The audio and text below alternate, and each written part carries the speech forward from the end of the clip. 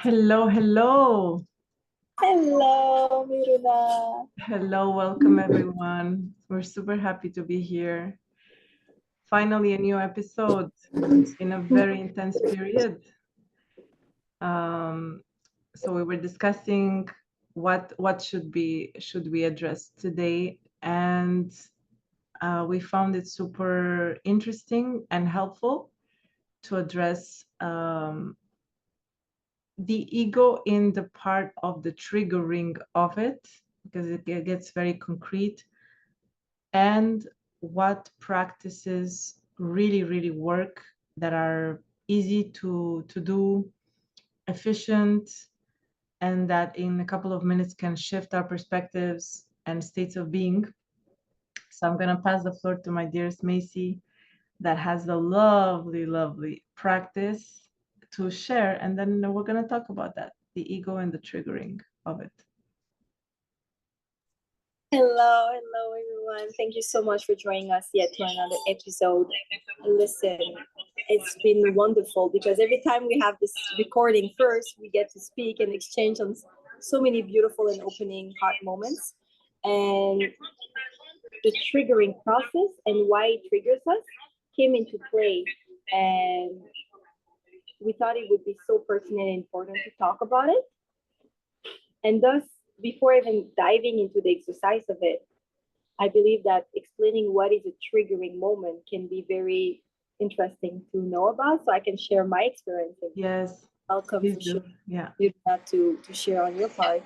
But a triggering moment for us is when there's a deep movement within that's coming into play, a huge washover of all sorts of emotions, overwhelmed, and you just cannot contain yourself, and you feel like you just want to lose your shit and just start doing whatever you do that is your mechanism of defense, right? But you feel like panic mode, you don't feel safe, and there's something happening, whether it's someone telling you something, whether it's a situation, whether it's anything, it can be triggering for you. And when that happens, we have to use those opportunities to actually look inwards, because the reason why there is triggers is because it's triggering a deep sense of identity with the ego. There's something inside of us that is hurt from the ego perspective that is being actually triggered, and that's actually being shaken up. And very often, because it's too comfortable for many people and they don't have the tools, they shove it away. We use our mechanism of defense, whether it's avoidance, whether it's confrontation, whether it's distracting yourself. I don't know the certain terms of mechanism of defense. Fight, flight, or freeze. Right? And because you want to come back to an equilibrium because you feel unsafe, right? So you reach out and you grasp at anything that can help you feel safe again, right? But all of this feeling safe and using this mechanism of defense is just putting glue on top of glue and putting just, a tape on top of a crack, right? And I believe that addressing it, even amidst the discomfort, this is where you can truly feel free. And this is where you can actually feel at peace with whatever happens. So there's different layers to it. So I've done this exercise for quite a few times. And to this day, I still have triggers, guys. That's the beauty of life. That's the beauty of our humanness and our imperfections in terms of our ego identity. It comes in different range for me personally, and you can tell me, Miruna, what you think. But it comes from very small triggers, where you can address quickly, and you know the source of it very quickly, and the very deep ones. And often, in my experience, the deep ones, the deep-rooted one, comes from those that you respect and love the most. So whether it's your family, those you grew up with, those you admire, you have a really strong bond with them. That's where I think the impact and the intensity of the trigger can be higher. So before diving into continuing into that, I would love to hear more about Miruna and your personal experience with triggers. Definitely resonate with the variety of the triggers. Definitely getting from the smallest to the highest. I have experienced the full spectrum, just like I believe many human beings actually have. Um, it's definitely easier in my experience to start with the smaller ones. So just because the consciousness is higher, right? So if I get a little triggered, it's easier, since my emotional body is, let's say, reactive, but not very, very reactive. It's easier to catch myself, do the exercise, of like just becoming the observer, so that I can understand what I'm thinking and feeling, and allow myself to feel. With higher triggers, especially family systems, trauma bounds, it's much harder. I say in my experience, and I believe it's a really a commonality from everybody that I've accompanied, and people around me in general. So that's when some of us don't go further. It's like really the body screaming big danger, and that's when usually we go for fight, flight, freeze. It's been very interesting for me to understand my default used to be fight. So it's like triggered, let's go. I'm gonna tell you what it is, and you know, um, but it's interesting for each one of us to see what is the default. For some, it might be freeze, and for a fighter, seeing somebody that is a freeze, which is, I'm just gonna pretend this is not happening and repress totally what I'm feeling. If we don't acknowledge for ourselves and to each other this defaults coming from family systems, it can get pretty dramatic, toxic. Um, we can waste so much energy for nothing. So in this process for me, as soon as I understood what was the default and really catch myself very often from the smaller triggers to the higher ones, that's when I got more mastery um, into really being able to feel what I'm feeling, hear what I'm hearing, and detach and get it back into the state of balance, into equanimity, into peacefulness, into love. So that was the process for me, really. And yeah, a gradual, which of course it's an everyday practice. Okay, so it's just an everyday practice, just like brushing your teeth. I'm not gonna wake up tomorrow and be like, yeah, no, I don't think I'm gonna brush my teeth. Like, yeah, for sure, I'm gonna do it because yeah, But at the payoff though, guys, even though it looks like hard work, it looks like continuous work, it's not a work anymore. It's like your standard. Like there's no other choice than to keep healing and be at peace with it. The payoff is not even comparable to what you used to be in the small self, into the ego identity self. Like the payoff is freedom, personal yes, freedom, is peace, inner peace, alignment with all consciousness. It's not even comparative, and it's yeah. you Saving become time and energy as well. A saving time. lot of it. You attract things in an easier and faster way. Like everything gets easier, guys. Who Yeah. doesn't want that, you know? And come a place where there's no other choice than seeking that and achieving that. You know, that's what I think I can say that's what we wish for the whole humanity. That's what we want. Yeah. That's what we pray for. And you inspired me, Miruna, to mention as well that triggers, although so uncomfortable, serves a purpose. So many people I hear is experiencing that and like doesn't make sense. Why would I feel like bad, frustrated, or sad about that? Like, it doesn't make sense. So for the mind, the logic Rushing my mind, yeah. doesn't make sense. So because it doesn't make sense, they repress it, reject it, ignore it, right? Yeah. But I'm telling you, I feel like this is a spirit. I think it's a spiritual gift and ability to actually feel those discomfort, even if it's painful. It is happening for a very specific reason. And if we were good and at peace with our ego, we wouldn't be in pain all the time and be freaking miserable and then living, like the life. You know what I mean? If we were meant to be in our ego identity and in human flesh, we wouldn't experience all those contrasts within Yes. ourselves. You know what I mean? So Yeah, it yeah. just my mind when you started talking about your process. I was like, it is truly a spiritual. I this is my take in it, but I think it's a spiritual It opportunity. is. It It is is totally, yeah. By contrast, by living in contrast, and yes, getting and closer and closer to what's light. Yeah, yes, and I feel that it is impossible, let's put it like that, to heal from this trigger if you're not willing to be into vulnerability with yourself and self-awareness. We yeah, spoke about this in other videos in our podcast, but we talked about vulnerability and self-awareness.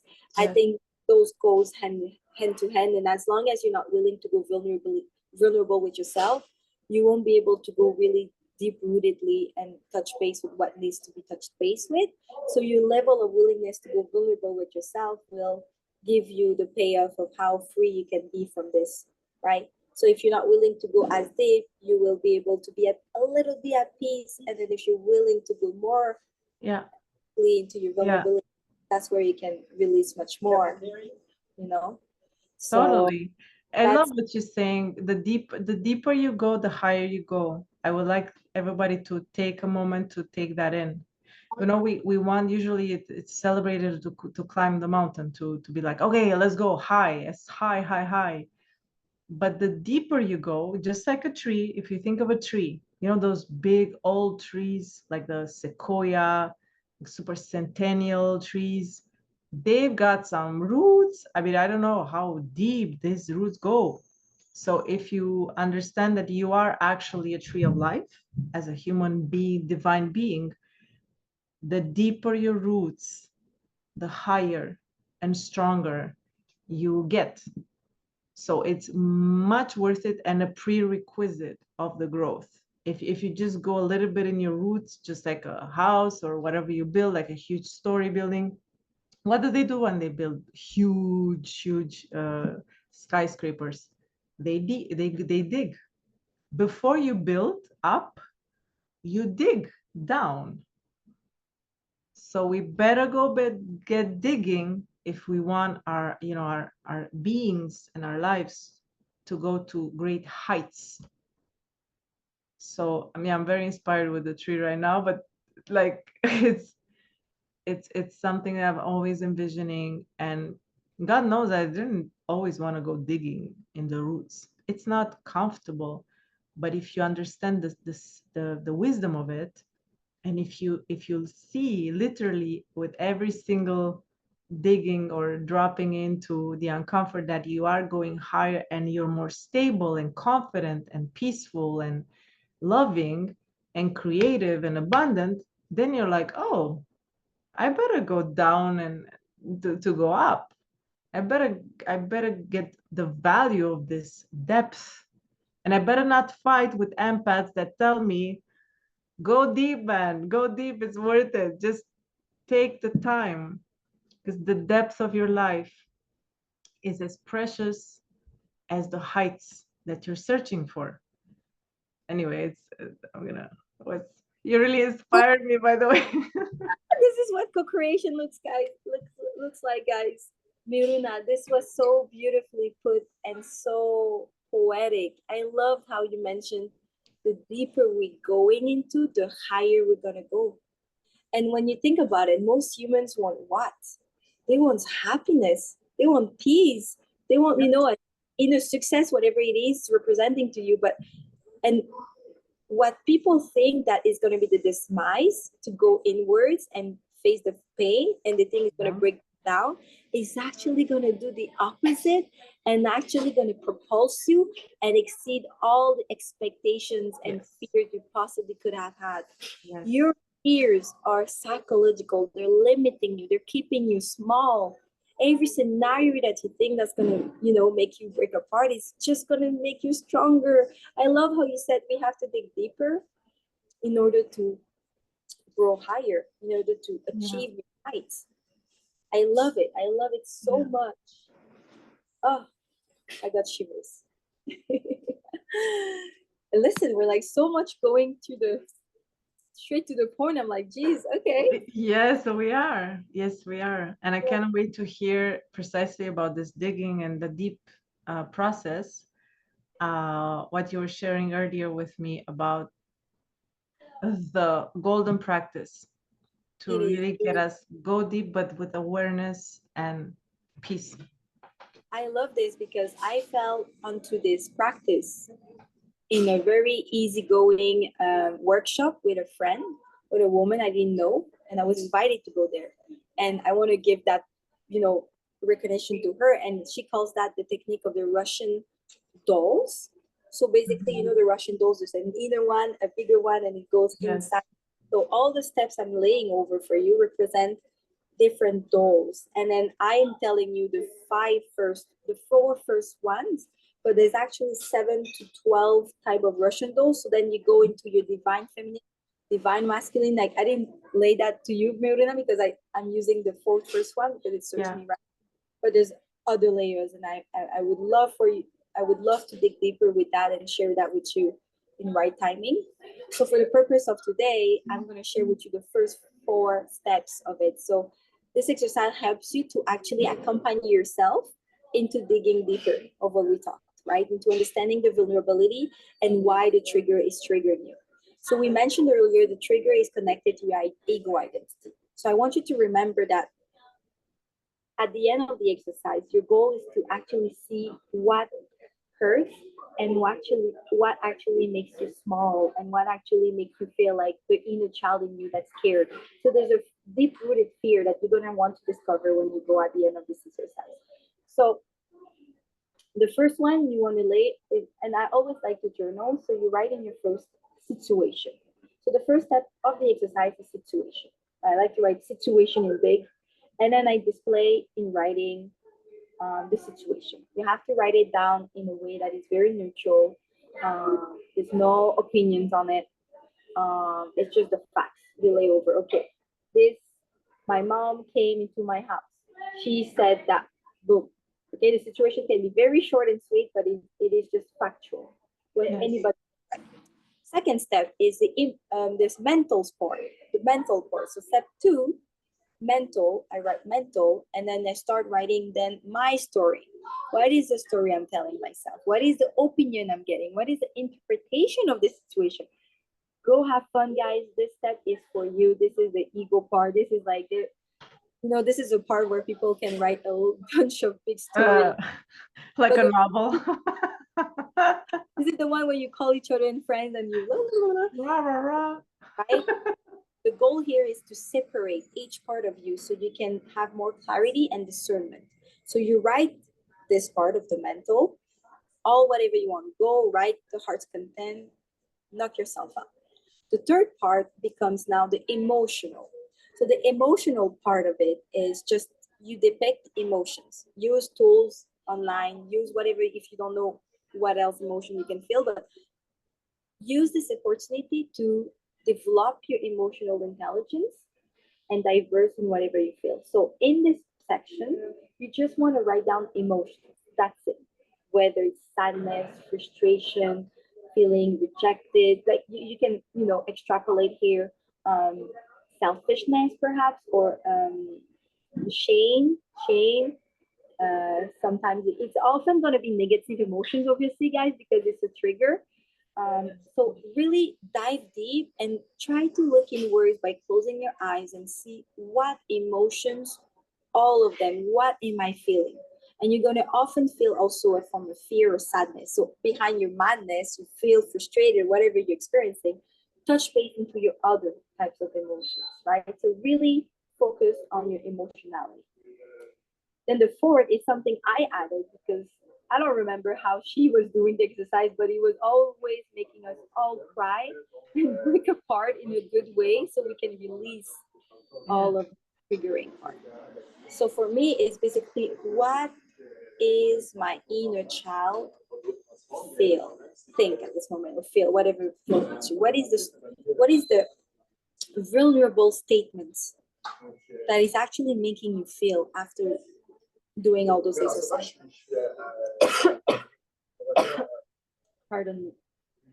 And that comes with practice. I know that some people will not be easily finding those statements of the inner child, but it's the fragile, small child inside of you that feels rejected, not good enough, all this type of things. So, and often you're going to put links. So when my mom says that, or when I feel rejected, when comments like that are made, or you don't feel worthy of the love of someone should love you. Like anything, just there's no exact ways of doing it. You just be honest with yourself and vulnerable. We want to touch base with vulnerability at this point. And then you might be crying during this exercise. I cried a lot, and it's okay. Let that loose. You're by yourself. You're in a safe space. You've got to express whatever goes through you, and all this strong emotionalities, and all this pain, and all this fear, and all this crying. Let it loose. This is a big part of this exercise. And as I'm writing down, it's going to be right when you're freaking on the pain point, like, oh, it hurts so much, I'm crying about it. So that's going to be this exercise. And I like to switch it up. The way I heal from it, I switch it up and I just give myself praise, whether you do it through prayer, meditation, but at the end I write down an opposite phrase, another affirmation in a positive way. So I'm saying, like, for example, I am worthy of love, right? I am worthy of, I respect and love myself for who I am, no matter what other people's opinions. And you try to, like, write the opposite of what you wrote about yourself. So this becomes at the end free for yourself, but this is personally what I do. But I would love to one day touch base into it, dive deeper into all the Russian doll. Yeah. I tried to find it, Miruna, on YouTube, and it was just not findable. I was like, where did she get this theory? Where did she get this exercise? That it was just amazing. So yeah, that's pretty much sums it, guys. And I hope it helps. I love that so much. And after having done this exercise, next time you get triggered, is it different?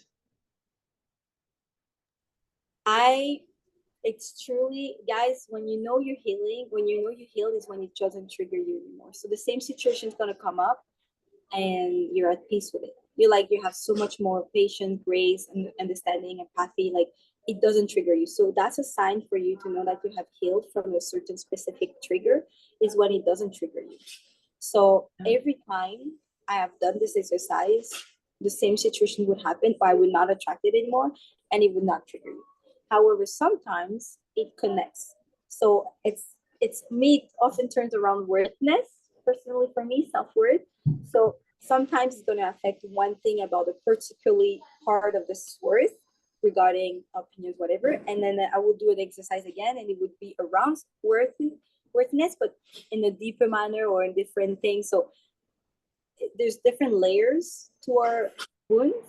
Yes. And our hurt and our fear, and it's more complex as you dive deeper, if I can make sense with that. But every time you do it more, it gets easier.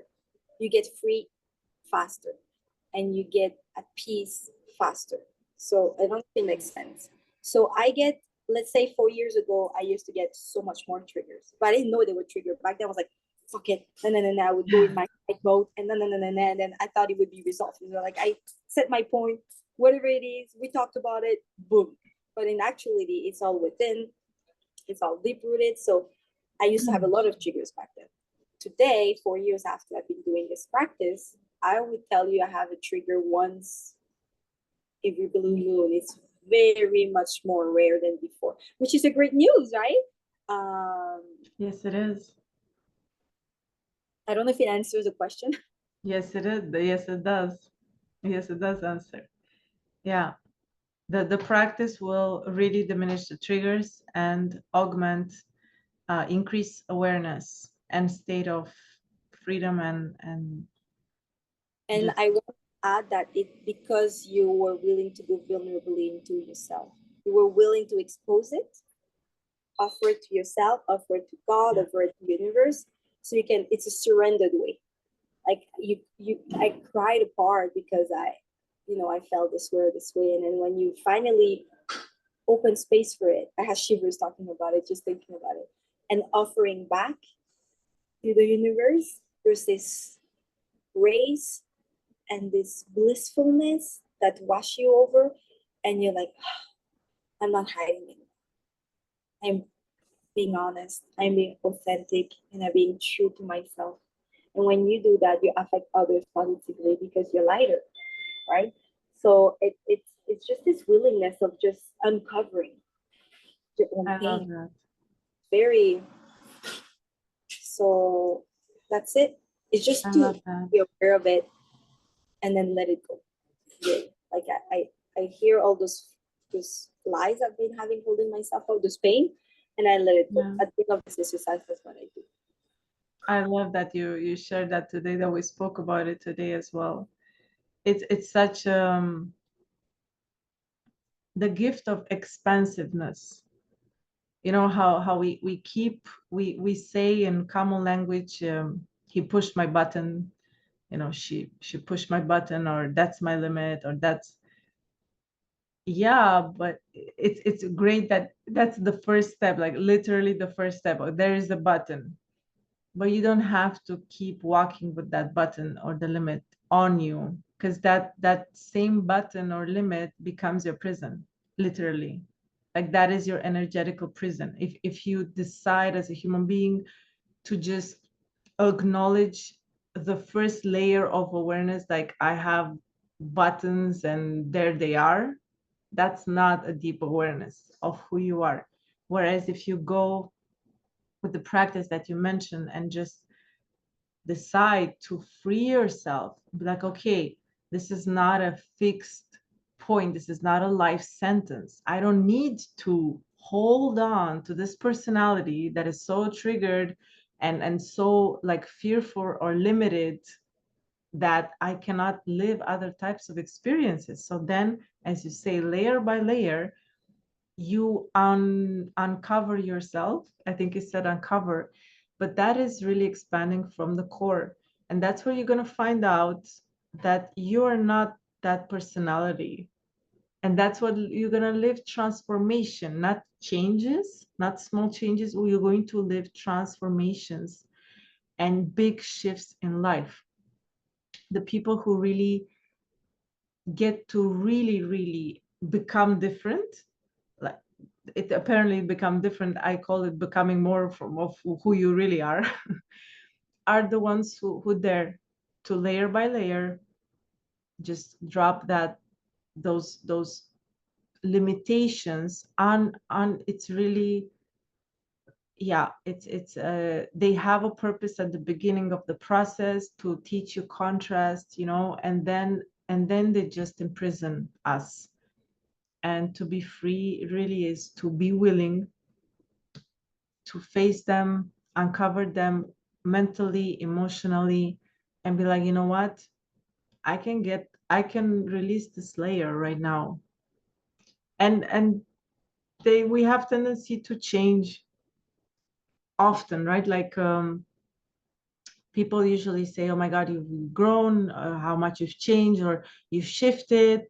And I used to take it as like a bad thing, like like, now I'm like, thank you, of course I've evolved. Like, of course, to evolve and change is such a wonderful thing. It is not because you know, sometimes when we're in the comfort zone, to change is like, ooh, don't, because this is who I am, and this is, no, literally you can evolve and change, and it's very beautiful, and go for it. Go for it. And when somebody tells you you've changed, or oh, you're changing so much, yeah, like I'm supposed to be the most freeing version of myself. I'm the most abundant and loving.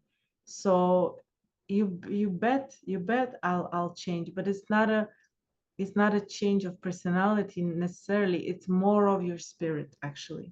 It's living more in your spirit than in your persona, in your ego identity of like, you have to do this because I'm always been no, it's no.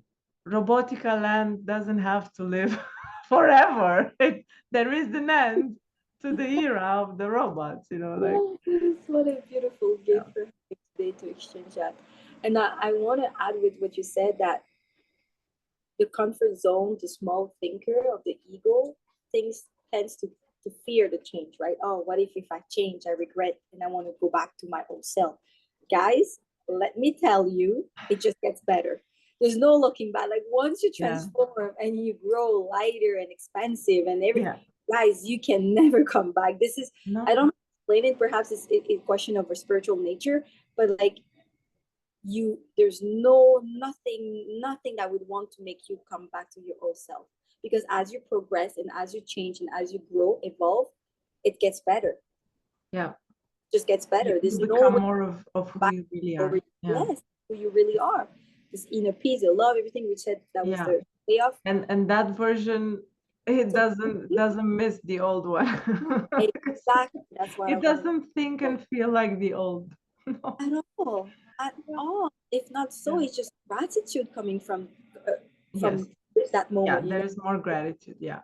For every single version of your past. It's true. We are grateful, but we definitely don't want to go back to that one. And there's no going back. There's no going back. And it's a transformation, it's a change, but it's not like, you know, the phrase, I don't know how to say in English, nothing gets lost, everything transformed, you know? This is how you say it in English. Yeah. Right. Yeah. Yeah. Yeah. Yeah. The touch, the physicality, and the energy has not lost in the space. No. It's still something, but it has the same soul. It's a different vibration. Yes. It's just transforming, vibrating higher. You're looking more, guys. Just enlighten more who you are, more what you're supposed to be on this life. Yeah. Right? That's so beautiful. Yeah. And I love when we say, you know, I feel lighter. I love that expression. I feel lighter. Like literally you feel lighter. Usually you also like should weight on your body, emotional weight, physical weight, material, whatever. And then because you're getting closer to light, which is who you are, that's why you feel lighter. So it's like a triple effect. It's beautiful. Yeah. Wow, Miruna, I am so impressed by yourselves. We went through our topic. It's perfect. I love this episode. Yeah. Oh, we hope that you all enjoyed it. Bless you all. Very, very happy to journey together. Yes, very much. See you on the next episode. Thank you so much, guys. Yes. Thank you, guys. Thank you, dearest Macy. Thank you, Miruna.